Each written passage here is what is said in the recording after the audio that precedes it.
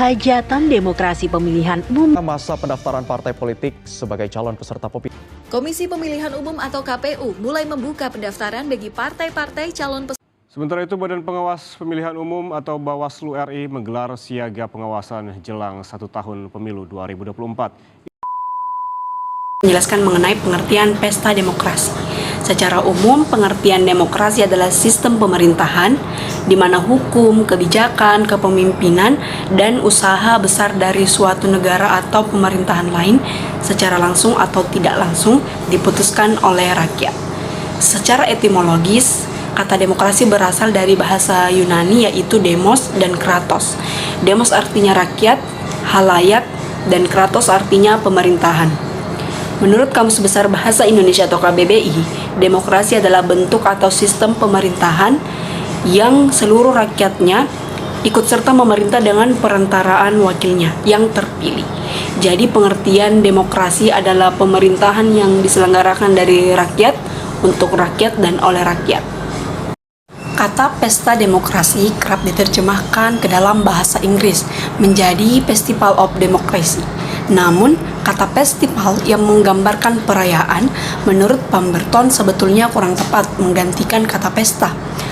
Pemberton menyatakan istilah pesta merujuk pada jamuan resmi terkait upacara umum atau ritual domestik. Jadi pemilu pada tahun 1802 lebih tepat dibayangkan sebagai jamuan upacara pernikahan khususnya yang berlangsung dalam adat Jawa. Dalam acara, para tamu duduk di kursi yang telah disediakan dan menyaksikan rangkaian acara yang sudah bisa ditebak. Pesta demokrasi adalah ruang warga negara menikmati hak-haknya, menjalani kebebasannya yang mengandung makna penghargaan terhadap harkat dan martabat setiap manusia. Demokrasi berkaitan erat dengan pernyataan pemerintahan oleh rakyat, dari rakyat, dan untuk rakyat. Kata tersebut digunakan untuk mempererat hubungan rakyat dengan pemerintahan, di mana setiap orang dapat mengambil bagian sebagai keputusan yang akan mempengaruhi kehidupan bernegaranya. Ruang kebebasan warga negara dapat dilihat dari beberapa hal, di antaranya hak hidup, hak atas rasa aman, kebebasan berekspresi, berkumpul, dan menyampaikan pendapat, KBB, hak bebas dari penggusuran, hak atas lingkungan yang bersih.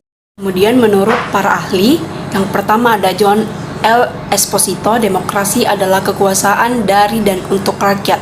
Jadi setiap warga negara berhak untuk berpartisipasi, baik terlibat aktif maupun mengontrol kebijakan yang dikeluarkan oleh pemerintah.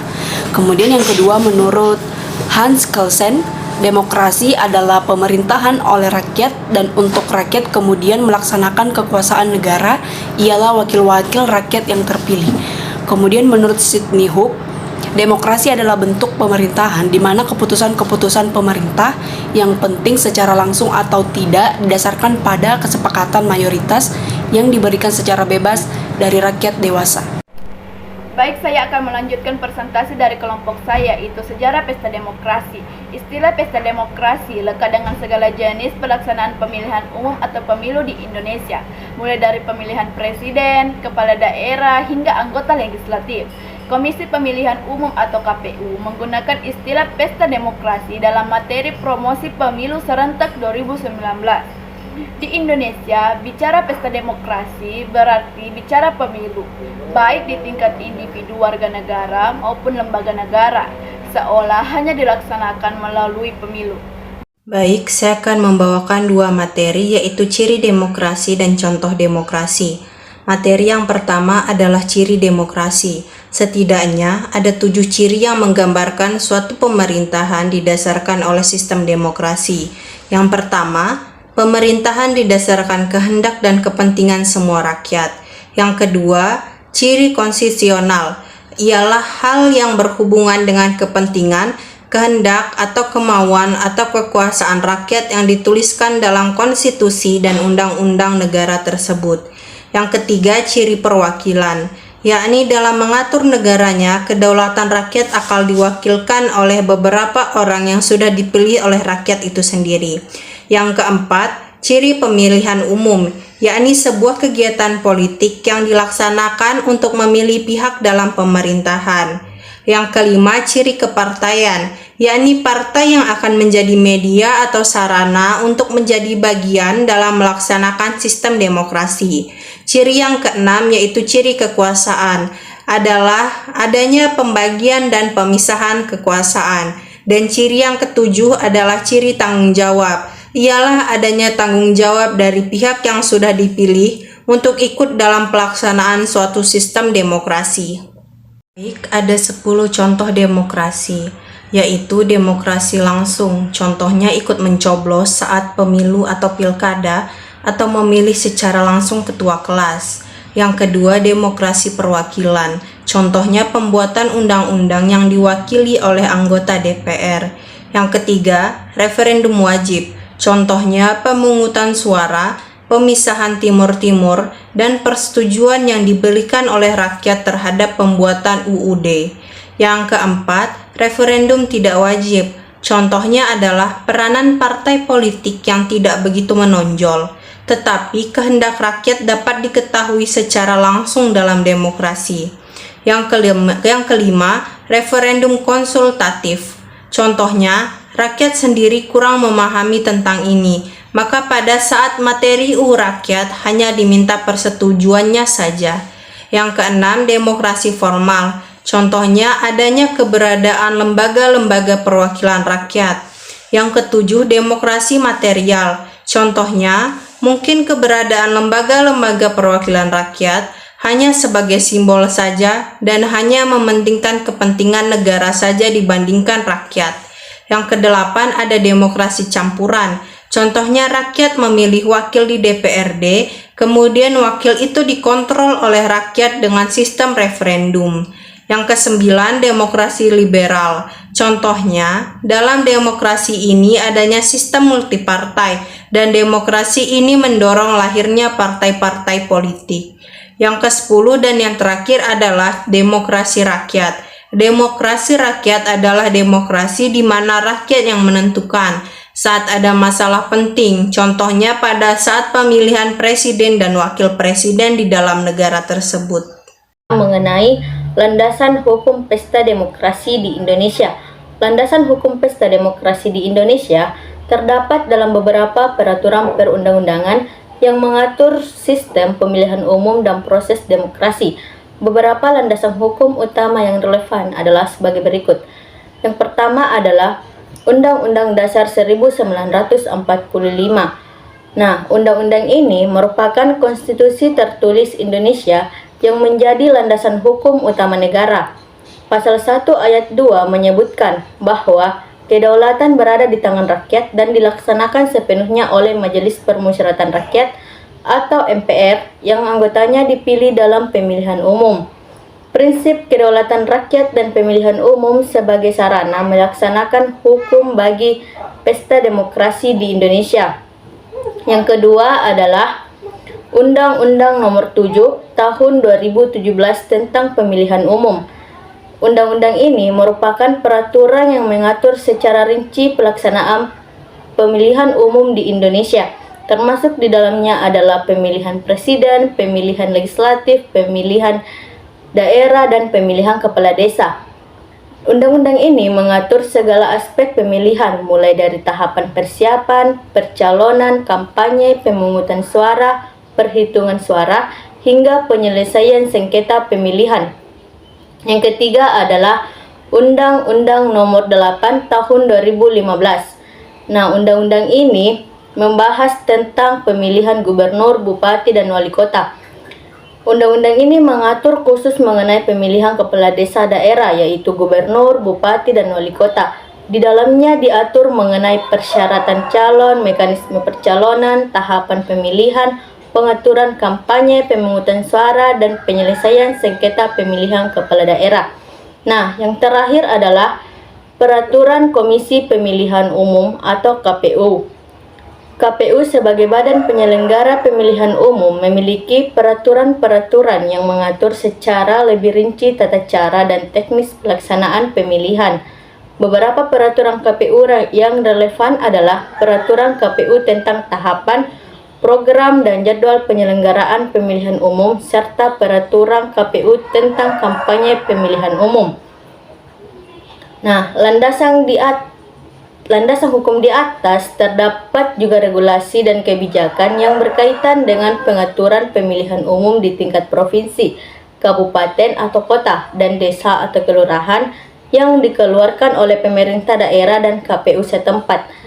Penting untuk dicatat bahwa informasi ini mengacu pada pengetahuan saya hingga September 2021. Pastikan untuk selalu merujuk pada peraturan perundang-undangan yang terkini dan otoritas yang berwenang untuk memperoleh informasi terkini dan lengkap mengenai landasan hukum pesta demokrasi di Indonesia.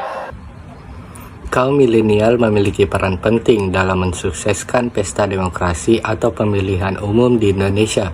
Sebagai generasi yang lahir pada era teknologi dan informasi, kaum milenial memiliki akses yang lebih luas terhadap informasi dan teknologi yang dapat dimanfaatkan untuk meningkatkan partisipasi dalam pemilihan umum.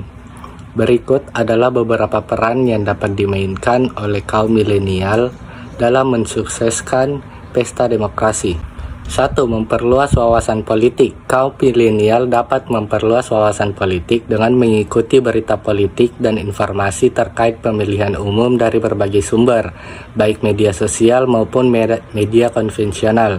Dengan memiliki wawasan politik yang luas, kaum milenial dapat memilih calon yang tepat dan memahami konsekuensi dari pilihannya. 2. Meningkatkan partisipasi. Kaum milenial dapat meningkatkan partisipasi dalam pemilihan umum dengan mendaftar sebagai pemilih, mengajak teman dan keluarga untuk melakukan hal yang sama, serta memilih calon yang tepat. 3. Mengkritisi dan mengawasi. Kaum milenial dapat mengkritisi dan mengawasi jalannya pemilihan umum untuk memastikan bahwa pemilihan umum berlangsung dengan adil, transparan, dan sesuai dengan aturan yang berlaku. Kaum milenial juga dapat melaporkan jika menemukan indikasi kecurangan atau pelanggaran dalam pemilihan umum. 4. Mendorong perubahan. Kaum milenial memiliki potensi untuk mendorong perubahan dalam sistem politik dan memperbaiki tata kelola pemerintahan dengan menyuarakan aspirasi dan kepentingannya.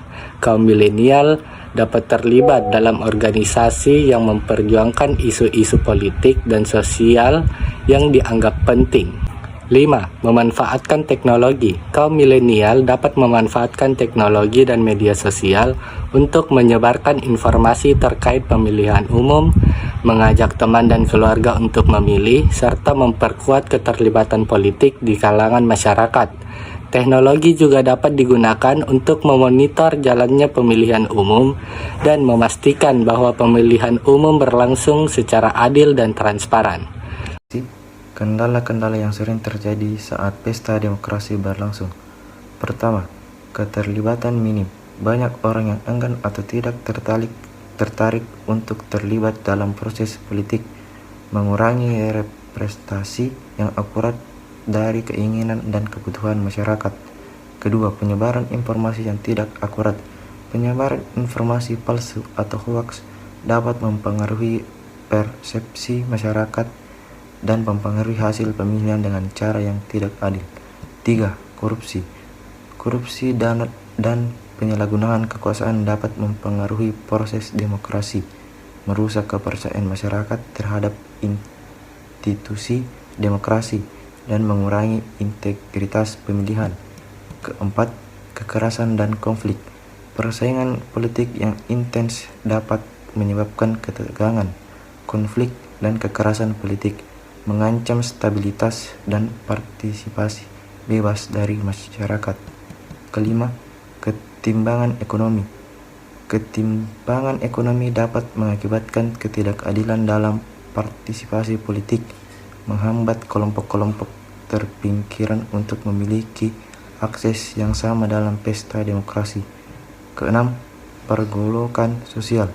Hasil pemilihan kontroversial atau tidak dapat diterima oleh sebagian masyarakat dapat menyebabkan pergolakan sosial, protes massal, dan kerusuhan politik. Peran politik dalam penyelenggaraan pemilu yang aspiratif dan demokratis. Salah satu wujud pelibatan masyarakat dalam proses politik adalah pemilihan umum atau pemilu. Pemilu merupakan sarana bagi masyarakat untuk ikut menentukan figur dan arah kepemimpinan negara atau daerah dalam periode tertentu. Nah, yang pertama, pemilu demokrasi. Pemilu demokrasi secara perwujudan kedaulatan rakyat guna menghasilkan pemerintahan negara yang demokratis berdasarkan Pancasila dan Undang-Undang Dasar Negara Republik Indonesia tahun 1945 yang dimaksud untuk memilih presiden dan wakil presiden, anggota DPR, DPD, DPRD, serta kepala daerah yang mampu mencerminkan nilai-nilai demokratis dan dapat menyerap serta memperjuangkan aspirasi rakyat sesuai dengan ketentuan perlembagaan kehidupan berbangsa dan bernegara. Yang kedua, sistem kepartaian sederhana. Sistem presidensial di Indonesia hingga saat ini belum dapat mewujudkan secara penuh pemerintahan yang kuat dan efektif. Dalam rangka menciptakan pemerintahan yang kuat, stabil, dan efektif, perlu didukung pula oleh sistem pemerintahan yang sederhana. Dengan sistem kepemerintahan sederhana akan dapat dihasilkan tingkat fragmentasi yang relatif rendah di parlemen, yang agar kiranya dapat tercipta pengambilan keputusan yang tidak berlarut-larut. Yang ketiga, pelembagaan partai politik. Problematik lain partai politik ini di Indonesia dewasa ini belum berlembaga sebagai organisasi modern. Yang dimaksud dengan berlembaga partai politik adalah proses pemantapan sikap dan perilaku politik yang terpola atau sistematis sehingga terbentuk suatu budaya politik yang mendukung prinsip-prinsip dasar sistem demokrasi. Yang keempat, fungsi partai politik. Fungsi partai politik terbagi menjadi dua, yaitu fungsi terhadap negara dan fungsi terhadap rakyat. Adapun fungsi terhadap negara antara lain adalah menetapkan pemerintahan yang efektif dan adanya partisipasi politik terhadap pemerintahan yang berkuasa. Sedangkan fungsi partai politik terhadap rakyat antara lain adalah memperjuangkan kepentingan, aspirasi, dan lain-lain pada masyarakat serta memberikan perlindungan dan rasa aman. Yang kelima, kemandirian partai politik. Problematik lain yang dijumpai adalah gejala belum adanya kemandirian partai yang terkait dengan pendanaan yang tidak memadai di luaran anggota dan subsidi negara. Luaran anggota pada sebagian besar partai relatif tidak berjalan karena partai umumnya bersifat massa dan juga lemahnya mekanisme hadiah dan kinerja di dalam internal partai. Yang keenam atau yang terakhir, pembentukan partai politik. Hal lain yang turut serta menyokong lemahnya perlembagaan partai politik adalah longgarnya syarat bagi pembentukan partai politik. Undang-Undang Dasar Nomor 2 Tahun 2008 tentang partai politik menentukan bahwa partai politik didirikan dan dibentuk oleh sekurang-kurangnya 50 orang warga negara Indonesia telah berusia 21 tahun dengan akte notaris. Topik selanjutnya adalah bagaimana sistem demokrasi di Indonesia setiap tahunnya. Sistem pesta demokrasi di Indonesia mengacu pada proses pelaksanaan pemilihan umum yang diadakan setiap tahunnya atau dalam interval waktu tertentu. Di Indonesia ada beberapa jenis pemilihan umum yang diadakan, antara lain pemilihan presiden, pemilihan legislatif, pemilihan kepala daerah, dan pemilihan kepala desa. Pemilihan yang pertama adalah pemilihan presiden. Pemilihan presiden di Indonesia diadakan setiap 5 tahun sekali. Calon presiden dan wakil presiden didukung oleh partai politik atau gabungan partai politik. Pemilihan presiden melibatkan seluruh rakyat Indonesia yang berhak memilih. Setiap pemilih dapat memberikan suaranya untuk pasangan calon yang dianggap paling sesuai dengan pilihannya. Pemenang pemilihan presiden ditentukan berdasarkan mayoritas suara nasional. Yang kedua yaitu pemilihan legislatif. Pemilihan legislatif diadakan setiap 5 tahun sekali bersamaan dengan pemilihan presiden. Pemilihan ini bertujuan untuk memilih anggota Dewan Perwakilan Rakyat atau DPR dan Dewan Perwakilan Daerah atau DPD. Partai politik yang memenuhi ambang batas persentase suara nasional akan mendapatkan kursi di DPR. Pemilihan dapat memilih partai politik atau calon anggota legislatif dari daerah pemilihan mereka. Yang ketiga, yaitu pemilihan kepala daerah. Pemilihan kepala daerah seperti gubernur, bupati, dan wali kota diadakan secara terpisah dalam interval waktu yang ditentukan. Pemilihan ini memberikan kesempatan bagi rakyat untuk memilih pemimpin setempat yang akan mewakili dan mengelola daerah mereka. Calon kepala daerah dapat diusung oleh partai politik atau mencalonkan diri secara independen. Pemilihan kepala daerah dilakukan dengan sistem mayoritas suara. Yang terakhir yaitu pemilihan kepala desa. Pemilihan kepala desa diadakan setiap beberapa tahun sekali di tingkat desa atau kelurahan. Pemilihan ini melibatkan penduduk setempat untuk memilih kepala desa atau lurah yang akan memimpin dan mengelola urusan di tingkat lokal. Calon kepala desa dapat diusung oleh partai politik atau mencalonkan diri secara independen. Pemilihan kepala desa dilakukan dengan sistem mayoritas suara. Selama proses pemilihan, KPU atau Komisi Pemilihan Umum bertindak sebagai badan penyelenggaraan yang mengawasi seluruh tahapan pemilihan, termasuk pendaftaran calon, kampanye, pemungutan suara, dan perhitungan suara. Sistem pesta demokrasi di Indonesia bertujuan untuk memastikan partisipasi publik yang adil dan transparan, serta memberikan warga negara kesempatan untuk memilih pemimpin mereka sesuai dengan kehendak mereka. Apa sih tujuan dari pelaksanaan pesta demokrasi di Indonesia? Tujuan diselenggarakannya pemilu atau yang bisa dikenal dengan pesta demokrasi adalah agar para wakil-wakil rakyat yang nantinya menduduki kursi pemerintahan memang benar-benar dipilih oleh rakyat, berasal dari rakyat, dan bekerja untuk kepentingan rakyat. Demikian juga presiden dan wakil presiden. Tujuan diselenggarakannya pemilu berdasarkan Undang-Undang Nomor 7 Tahun 2017 Pasal 4, yaitu 1. Memperkuat sistem ketatanegaraan yang demokratis, mewujudkan pemilu yang adil dan berintegritas. Yang kedua, menjamin konsistensi pengaturan sistem pemilu. Yang ketiga itu memberikan kepastian hukum dan mencegah duplikasi dalam pengaturan pemilu. Yang keempat itu mewujudkan pemilu yang efektif dan efisien.